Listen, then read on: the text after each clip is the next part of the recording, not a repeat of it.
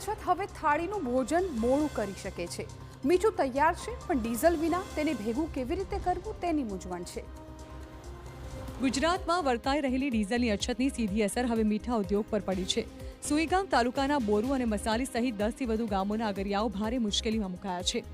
અગરિયાઓએ લાખો રૂપિયાનો ખર્ચ અને મહિનાઓની સખત મહેનત બાદ મીઠું તૈયાર તો કર્યું છે, પણ ટ્રેક્ટર્સમાં ડીઝલ ન હોવાને કારણે આ મીઠું રણમાંથી બહાર લાવી શકાતું નથી। ટાઈમસર ડીઝલ નહીં મળે તો મીઠું રણમાં રહી જશે, વરસાદ આવી જશે જૂન મહિનામાં, એટલે બહુ સ્થિતિ હાલ ગંભીર છે। અમારે દિવસનું 24 કલાકમાં 20 લીટર કે 25 લીટર ડીઝલ જોઈએ છે ભેગું કરવા માટે મીઠું પાટાની અંદરથી। એ અત્યારે અમને નથી, એના કારણે પાટા ચોટાય એટલે મીઠું નીકળે નહીં, પાસે પથ્થર જેવું થઈ જાય। બીજી તરફ મીઠું લેવા આવતા ડમ્પર્સમાં પણ ડીઝલ નથી। જો આગામી 20 દિવસમાં પૂરતું ડીઝલ નહીં મળે તો અગરિયાઓને લાખો રૂપિયાનું મોટું નુકસાન વેઠવાનો વારો આવશે। આ સાલ પણ ડીઝલના કારણે અગરિયાઓ પાયમાલ થઈ રહ્યા છે અને ગઈ સાલ પણ અતિવૃષ્ટિના કારણે અગરિયાઓ ખૂબ મોટું નુકસાન વેઠ્યું છે। સરકારશ્રીને પણ વિનંતી કે આ 15-20 દિવસ ડીઝલ સરકાર યોગ્ય જથ્થો આપે।